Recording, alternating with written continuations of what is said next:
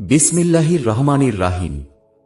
হযরত ইবনে আব্বাস রাদিয়াল্লাহু আনহু রেওয়াত করেন, তিনি হুজুর সাল্লাল্লাহু আলাইহি ওয়াসাল্লামকে বলিতে শুনিয়াছেন যে, পবিত্র রমজান মাস উপলক্ষে বেহেশতকে অপূর্ব খুশবু দ্বারা ধুনি দেওয়া হয়।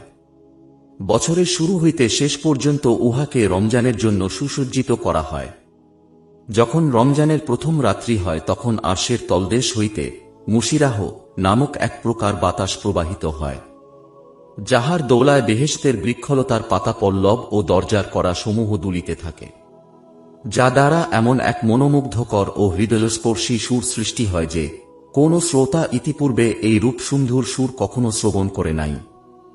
তখন ডাগর চক্ষু বিশিষ্ট হুরগণ নিজ নিজ প্রাসাদ হইতে বাহির হইয়া বেহেশতের বালাখানা সমূহের মাঝখানে দাঁড়াইয়া ঘোষণা করিতে থাকে যে, এমন কেউ আছে কি যে আমাদেরকে পাইবার জন্য আল্লাহর দরবারে আবেদন করিবে, আর আল্লাহ জাল্লা শানুহু আমাদিগকে তাহার সহিত বিবাহ দিয়া দিবেন। অতঃপর ওই হুরগণ বেহেশতের দারোগা রেদওয়ানের নিকট জিজ্ঞাসা করে যে, ইহা কোন রাত্রি? রেদওয়ান লাব্বাইক বলিয়া জবাব দেন যে, ইহা রমজানের প্রথম রাত্রি। আজ মুহাম্মদ সাল্লাল্লাহু আলাইহি ওয়াসাল্লাম এর উম্মতের জন্য বেহেশতের দরজা সমূহ খুলিয়া দেওয়া হইয়াছে। হুজুর সাল্লাল্লাহু আলাইহি ওয়াসাল্লাম ইরশাদ করেন, আল্লাহ তাআলা রেদওয়ানকে বলেন, বেহেশতের দরজা সমূহ খুলিয়া দাও, এবং দোজখের দারোগা মালিককে বলেন, মুহাম্মদ সাল্লাল্লাহু আলাইহি ওয়াসাল্লামের রোজাদার উম্মতের জন্য দোজখের দরজা সমূহ বন্ধ করিয়া দাও। জিব্রাইল আলাইহিস সালাম কে হুকুম করেন, জমিনের বুকে যাও এবং পাপিষ্ঠ শয়তানদিগকে বন্দী করো এবং গলায় বেড়ি পরাইয়া সমুদ্রে নিক্ষেপ করো, যাহাতে আমার মাহবুব মুহাম্মদ সাল্লাল্লাহু আলাইহি ওয়াসাল্লাম এর উম্মতের রোজা নষ্ট করিতে না পারে। নবী করিম সাল্লাল্লাহু আলাইহি ওয়াসাল্লাম আরও ইরশাদ করেন যে, আল্লাহ পাক প্রত্যেক রাত্রে একজন ঘোষণাকারীকে হুকুম করেন যেন 3 বার এই ঘোষণা দেয় যে, কে আছে কোন প্রার্থনাকারী যাহাকে আমি দান করিব? আছে কোন তোবাকারী যাহার তোবা আমি কবুল করিব? আছে কোন ক্ষমা প্রার্থী যাহাকে আমি ক্ষমা করিব? কে আছে যে কর দিবে এমন ধনবানকে যে নিঃস্ব নয়, যে পরিপূর্ণরূপে কর পরিশোধ করিয়া দেয় এবং বিন্দুমাত্র কম করে না? হুজুর সাল্লাল্লাহু আলাইহি ওয়াসাল্লাম আরও ইরশাদ করেন, আল্লাহ তাআলা রমজান মাসে প্রতিদিন ইফতারের সময় এমন 10 লক্ষ লোককে জাহান্নাম হইতে মুক্তি দান করেন যাহাদের জন্য জাহান্নাম ওয়াজিব হইয়া গিয়াছিল। অতঃপর যখন রমজানের শেষ দিন আসে তখন পহেলা রমজান হইতে শেষ পর্যন্ত যত লোক জাহান্নাম হইতে মুক্তি পাইয়াছে তাহাদের সকলের সমপরিমাণ লোককে একদিনে জাহান্নাম হইতে মুক্ত করিয়া দেন। আল্লাহ তাআলা কদরের রাত্রিতে জিব্রাইল আলাইহিস সালাম কে হুকুম করেন, তিনি ফেরেশতাদের এক বিরাট বাহিনী লইয়া জমিনে অবতরণ করেন। তাহাদের সহিত সবুজ ঝান্ডা থাকে, যাহা কাবা শরীফের উপর স্থাপন করেন। হযরত জিব্রাইল আলাইহিস সালাম এর 100 ডানার মধ্যে সেই রাত্রে মাত্র 2টি ডানা প্রসারিত করেন, যাহা পূর্ব পশ্চিমকে ঘিরিয়া ফেলে। অতঃপর জিব্রাইল আলাইহিস সালাম ফেরেশতাগণকে হুকুম করেন, তাহারা যেন আজ রাত্রে দাঁড়াইয়া বা বসিয়া জিকির কিংবা নামাজরত প্রত্যেক মুসলমানকে সালাম করেন, তাহাদের সহিত মুসাফাহা করেন এবং তাহাদের দুয়ার সহিত আমিন আমিন বলিতে থাকেন। সকাল পর্যন্ত এই অবস্থা চলিতে থাকে। সকালবেলা হযরত জিব্রাইল আলাইহিস সালাম সকলকে ডাকিয়া বলেন, হে ফেরেশতাগণ, এইবার সকলেই ফিরিয়া চলো। তখন ফেরেশতাগণ হযরত জিব্রাইল আলাইহিস সালাম কে জিজ্ঞাসা করেন, আল্লাহ তাআলা রাসূলুল্লাহ সাল্লাল্লাহু আলাইহি ওয়াসাল্লাম এর উম্মতের জরুরত ও প্রয়োজন সম্পর্কে কি ফয়সালা করিয়াছেন?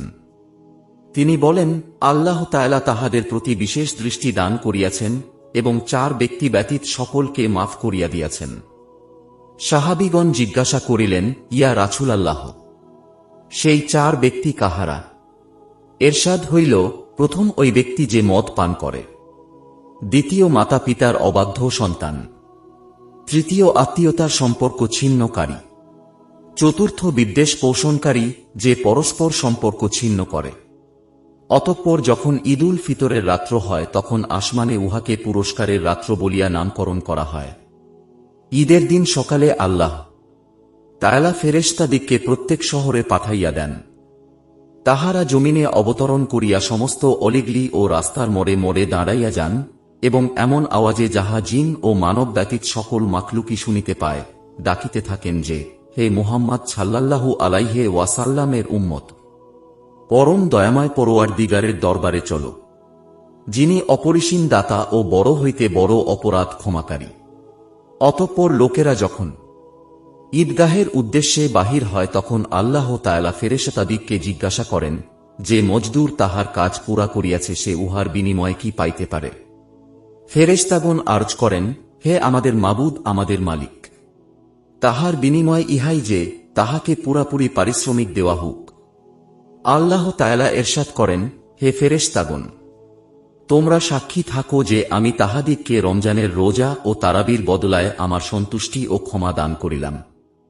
অতঃপর বান্দাদের প্রতি লক্ষ্য করিয়া বলেন, হে আমার বান্দারা, আমার কাছে চাও। আমার ইজ্জত ও বুজুর্গির কসম, আজকের দিনে ঈদের এই জামাতে তোমরা আখেরাতের ব্যাপারে যাহা কিছু চাহিবে আমি দান করিব, আর দুনিয়ার বিষয়ে যাহা চাহিবে উহাতে তোমাদের জন্য যাহা মঙ্গলজনক হইবে তাহাই দান করিব। আমার ইজ্জতের কসম, যতক্ষণ তোমরা আমার প্রতি দৃষ্টি রাখিবে ততক্ষণ আমি তোমাদের অপরাধসমূহ গোপন করিতে থাকিব। আমার ইয়ত ও বুজুর্গির কসম, আমি তোমাদিগকে অপরাধী অর্থাৎ কাফের দের সম্মুখে লজ্জিত করিব না। সুতরাং তোমরা ক্ষমাপ্রাপ্ত হইয়া ঘরে ফিরিয়া যাও। তোমরা আমাকে রাজি করিয়াছ, আমিও তোমাদের প্রতি রাজি হইয়া গেলাম। ফেরেশতাগণ ঈদের দিন উম্মতের এই আজর ও সোয়াবকে দেখিয়া আনন্দে উৎফুল্ল হইয়া উঠে। হে আল্লাহ, আমাদেরকেও তাহাদের মধ্যে শামিল করিয়া নিন, আমিন। ফায়দা, এই হাদিসের অধিকাংশ বিষয় কিতাবের বিভিন্ন অংশে আলোচনা করা হইয়াছে, তবে কয়েকটি বিষয় খুবই লক্ষণীয়। তন্মধ্যে সর্বপ্রথম ও অধিক গুরুত্বপূর্ণ বিষয় হইল, বেশ কিছু মাহরুম লোক রমজানের সাধারণ ক্ষমা হইতেও বাদ পড়িয়াছিল, যেমন পূর্বের হাদিস দ্বারা জানা গিয়াছে। আবার তাহাদিগকে ঈদের এই ব্যাপক ও সাধারণ ক্ষমা হইতেও বাদ দেওয়া হইয়াছে, যাহাদের মধ্যে আত্মকলহকারী ও মাতা পিতার অবাধ্য সন্তানও রহিয়াছে। তাহাদেরকে কেহ জিজ্ঞাসা করুক যে আল্লাহকে অসন্তুষ্ট করিয়া তোমরা নিজের জন্য কোন ঠিকানা তালাশ করিয়া লইয়াছ।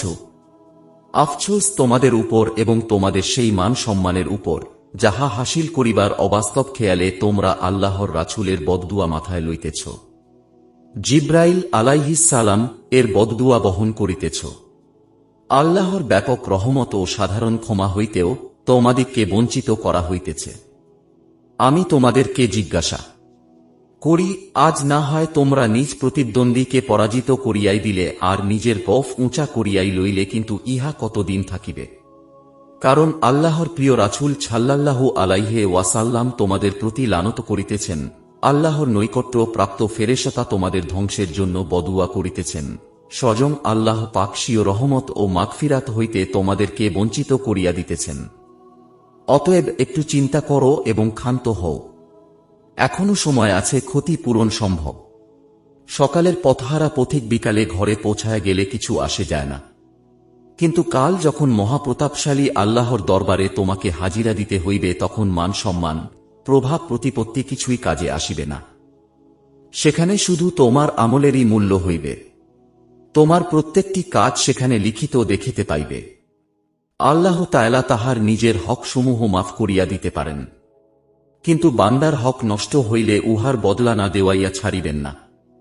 নবী করিম সাল্লাল্লাহু আলাইহি ওয়াসাল্লাম এরশাদ করিয়াছেন, আমার উম্মতের মধ্যে সবচেয়ে গরীব ওই ব্যক্তি যে কিয়ামতের দিন অনেক নেক আমল লইয়া উঠিবে, নামাজ, রোজা, সদকা সব নেক আমলই তাহার সাথে থাকিবে, কিন্তু দুনিয়াতে সে হয়তো কাহাকেও গালি দিয়াছিল, কাহাকেও বা অপবাদ দিয়াছিল, অথবা কাহাকেও মারপিট করিয়াছিল।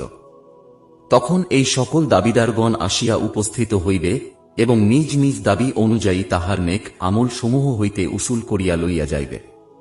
এইভাবে যখন তাহার সমস্ত নেক আমল শেষ হইয়া যাইবে তখন দাবিদারগণ নিজেদের গুনাহ সমূহ তাহার মাথায় চাপাইয়া দিয়া যাইবে। তখন সে এই সমস্ত গুনাহ মাথায় লইয়া জাহান্নামে চালিয়া যাইবে। বিশাল নেক আমলের অধিকারী হইয়াও তখন তাহার যে দুঃখজনক পরিণতি হইবে তাহা বলার অপেক্ষা রাখে না। জীবনের ঘাটে ঘাটে নিজের পরিশ্রমকে পণ্ড হইতে দেখিয়া হতাশাগ্রস্ত ব্যক্তি আকাশ পানে চাহিবে না তো কি করিবে? দ্বিতীয় লক্ষণীয় বিষয় হইল এই যে এই কিতাবে গুনাহ মাফির কয়েকটি স্থান সম্পর্কে আলোচনা করা হইয়াছে। ইহা ছাড়াও বহু বিষয় আছে যাহা গুনাহ মাফির কারণ হইয়া থাকে। এখানে একটি প্রশ্ন জাগে যে একবার যখন গুনাহ মাফ হইয়া যায় তখন পুনরায় আবার গুনাহ মাফ হওয়ার অর্থ কি? ইহার জবাব এই যে মাগফেরাত ও গুনাহ মাফির নিয়ম হইল আল্লাহর মাগফেরাত যখন বান্দার প্রতি রুজু হয় তখন তাহার কোনো গুনাহ থাকিলে উহাকে মিটাইয়া দেয়, আর যদি কোনো গুনাহ না থাকে তবে সেই পরিমাণ আল্লাহর রহমত পুরস্কার দেওয়া হয়। তৃতীয় বিষয় হইল উপরোক্ত হাদিসে এবং পূর্বে উল্লেখিত হাদিসগুলির মধ্যেও কয়েক জায়গায় এই কথা আসিয়াছে যে আল্লাহ তাআলা বান্দাকে ক্ষমা করার সময় ফেরেশতাগণকে সাক্ষী রাখিয়াছেন। ইহার কারণ হইল কিয়ামতের আদালতের বিষয়গুলি নিয়ম নীতির উপর রাখা হইয়াছে। নবীদের নিকট হইতে তাহাদের তাবলীগের ব্যাপারেও সাক্ষী তলব করা হইবে।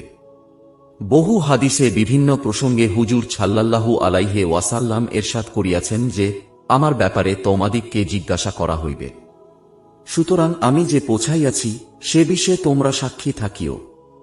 বুখারী শরীফ ও অন্যান্য কিতাবে বর্ণিত হইয়াছে যে কিয়ামতের দিন হযরত নূহ আলাইহিস সালাম কে ডাকিয়া জিজ্ঞাসা করা হইবে, আপনি কি নবুয়াতের দায়িত্ব যথাযথভাবে পালন করিয়াছিলেন? আমার হুকুম আহকাম পৌঁছাইয়াছিলেন? তিনি আরজ করিবেন, হাঁ, পৌঁছাইয়াছিলাম। অতঃপর তাহার উম্মতকে ডাকিয়া জিজ্ঞাসা করা হইবে, তিনি কি হুকুম আহকাম পৌঁছাইয়াছিলেন? তাহার উম্মত বলিবে, আমাদের নিকট না কোনো সুসংবাদদাতা আসিয়াছে, না কোনো ভয় প্রদর্শনকারী আসিয়াছে। সূরা মাইদাহ আয়াত ১৯। তখন হযরত নূহ আলাইহিস সালাম কে বলা হইবে, আপনার সাক্ষী পেশ করুন। তিনি তখন হযরত মুহাম্মদ সাল্লাল্লাহু আলাইহি ওয়াসাল্লাম ও তাহার উম্মতকে সাক্ষী স্বরূপ পেশ করিবেন। অতঃপর উম্মতে মুহাম্মাদীকে ডাকা হইবে এবং তাহারা সাক্ষ্য দিবে। কোন কোন রেওয়াতে আছে, তখন উম্মতে মুহাম্মাদীকে জেরা করা হইবে এবং বলা হইবে যে নূহ আলাইহিস সালাম তাহার উম্মতকে আহকাম পৌঁছাইয়াছেন, তাহা তোমরা কিভাবে জানিলে? তখন উম্মতে মুহাম্মাদী আরজ করিবে যে আমাদের রাসূলও এই খবর দিয়াছেন, আমাদের নবীর উপর যে সত্য কিতাব নাজিল হইয়াছিল উহাতে এই সংবাদ দেওয়া হইয়াছে। এইভাবে অন্যান্য নবীর উম্মতের সঙ্গেও এরূপ ঘটিবে। এই প্রসঙ্গে আল্লাহ তাআলা পবিত্র কুরআনে এরশাদ করিয়াছেন, এমনিভাবে আমি তোমাদিগকে মধ্যপন্থী উম্মত রূপে সৃষ্টি করিয়াছি যাহাতে তোমরা মানুষের জন্য সাক্ষী হইতে পারো। সূরা বাকারা আয়াত ১৪৩। ইমাম ফখরুদ্দিন রাজি রহমতুল্লাহ লিখিয়াছেন, কিয়ামতের দিন ৪ প্রকার সাক্ষী হইবে। প্রথম সাক্ষী ফেরেশতাগণ, যাহাদের সম্পর্কে পবিত্র কুরআনের নিম্নোক্ত আয়াতসমূহে আলোচনা করা হইয়াছে। সূরা ইনফিতার আয়াত ১০, সূরা কাফ আয়াত ১৮ হতে ২১। দ্বিতীয় সাক্ষী আম্বিয়ায়ে কেরাম, যাহাদের সম্পর্কে পবিত্র কুরআনে এরশাদ হইয়াছে। সূরা মাইদাহ আয়াত ১১৭, সূরা নিসা আয়াত ৪১। তৃতীয় সাক্ষী উম্মতে মুহাম্মাদী, যাহাদের সম্পর্কে এরশাদ হইয়াছে। সূরা জুমার আয়াত ৬৯। চতুর্থ সাক্ষী মানুষের নিজের অঙ্গ প্রত্যঙ্গ, পবিত্র কুরআনে এরশাদ হইয়াছে। সূরা নূর আয়াত ২৪, সূরা ইয়াছিন আয়াত ৬৫। সংক্ষেপকরণের উদ্দেশ্যে তর্জমা লেখা হইল না, তবে সারকথা হইল আয়াতের শুরুতে যাহাদের উল্লেখ করা হইয়াছে কিয়ামতের দিন তাহাদের সাক্ষ্য গ্রহণের কথাই আয়াতে বর্ণিত হইয়াছে। চতুর্থ বিষয় হইল এই হাদিসে এরশাদ হইয়াছে যে আমি কাফেরদের সম্মুখে তোমাদিগকে লজ্জিত করিব না। ইহা আল্লাহ পাকের পক্ষ হইতে অসীম দয়া ও অনুগ্রহ এবং মুসলমানদের অবস্থার উপর তাহার গায়রত যে যাহারা আল্লাহর সন্তুষ্টি চায় তাহাদের গুনাহ কিয়ামত দিবসেও মাফ করিয়া দেওয়া হইবে এবং গোপন করিয়া রাখা হইবে। হযরত আব্দুল্লাহ ইবনে ওমর রাদিয়াল্লাহু আনহু হুজুর সাল্লাল্লাহু আলাইহি ওয়াসাল্লাম হইতে রেওয়াত করেন যে কিয়ামতের দিন আল্লাহ পাক একজন মুমিনকে নিকটে ডাকিয়া আনিয়া তাহার উপর পর্দা ফেলিয়া দিবেন, যাহাতে আর কেহ দেখিতে না পায়। অতঃপর তাহার যাবতীয় অন্যায় অপরাধ তাহাকে স্মরণ করাইয়া দিয়া তাহার স্বীকারোক্তি লইবেন। সে তখন নিজের গুনাহের বিশাল স্তূপ এবং নিজের স্বীকারোক্তির কথা চিন্তা করিয়া ধারণা করিবে যে আমার ধ্বংসের সময় অতি নিকটবর্তী হইয়া গিয়াছে। তখন এরশাদ হইবে, আমি দুনিয়াতেও তোমার অপরাধ গোপন করিয়া রাখিয়াছি, আজ এখানেও সেই গুলি গোপন করিয়া রাখিলাম। অতঃপর তাহার নেক আমলের দপ্তর তাহাকে দিয়া দেওয়া হইবে। এইরূপ আরও অসংখ্য রেওয়াত দ্বারা এই বিষয়টি প্রমাণিত হয় যে আল্লাহর সন্তুষ্টি তালাশকারী এবং পাবন্দির সহিত তাহার হুকুম আহকাম পালনকারীর গুনাহ ক্ষমা করিয়া দেওয়া হয়। সুতরাং অত্যন্ত গুরুত্বের সহিত এই বিষয়টি বুঝিয়া নেওয়া উচিত, যাহারা আল্লাহ ওয়ালাদের কোনো ভুল ত্রুটির কারণে তাহাদের গীবতে লিপ্ত হইয়া যায় তাহারা যেন এই বিষয়টি মনে রাখে যে হয়তো কিয়ামতের দিন নেক আমল সমূহের বরক্তে তাহাদের ভুল ত্রুটিগুলি ক্ষমা করিয়া দেওয়া হইবে, আর তোমাদের আমল নামা গীবতের দপ্তর হইয়া নিজেদেরই ধ্বংসের কারণ হইয়া যাইবে। আল্লাহ তাআলা মেহেরবানি করিয়া আমাদের সকলকে ক্ষমা করিয়া দিন। পঞ্চম যে জরুরি বিষয়টি হাদিসে বর্ণিত হইয়াছে তাহা হইল ঈদের রাত্রটিকে পুরস্কারের রাত্র নাম দেওয়া হইয়াছে। এই রাত্রে আল্লাহ তাআলার পক্ষ হইতে বান্দাদিগকে পুরস্কার দেওয়া হয়, তাই এই রাত্রিরও বিশেষ কদর করা উচিত। সাধারণ লোক তো দূরের কথা, অনেক খাস লোকও রমজানের ক্লান্তির পর সেই রাত্রে সুখের নিদ্রায় বিভোর হইয়া পড়ে, অথচ ইহাও বিশেষভাবে এবাদত বন্দেগীতে মগ্ন থাকার রাত্র। হুজুর সাল্লাল্লাহু আলাইহি ওয়াসাল্লাম এরশাদ করিয়াছেন, যে ব্যক্তি সোয়াবের নিয়তে 2 ঈদের রাত্রে জাগ্রত থাকিয়া এবাদতে মগ্ন হইবে, তাহার অন্তর সেই দিন মরিবে না যেদিন সকল অন্তর মরিয়া যাইবে। অর্থাৎ ফিতনা ফাসাদের সময় যখন মানুষের অন্তরের উপর মৃত্যুর বিভীষিকা ছাইয়া যাইবে তখন তাহার অন্তর সতেজ ও জিন্দা থাকিবে। অথবা ইহাও হইতে পারে যে এই দিনের দ্বারা সিংহায় ফুৎকারের দিনকে বুঝানো হইয়াছে, অর্থাৎ সেই দিন সকল আত্মা বেহুশ হইলেও তাহার আত্মা বেহুশ হইবে না। অপর এক হাদিসে এরশাদ হইয়াছে, যে ব্যক্তি এবাদতের উদ্দেশ্যে 5টি রাত্র জাগ্রত থাকিবে তাহার জন্য জান্নাত ওয়াজিব হইয়া যাইবে। সেই রাত্রগুলি হইল জিলহজ্জের 8, 9 ও 10 তারিখের রাত্র, ঈদুল ফিতর ও 15 শাবানের রাত্র।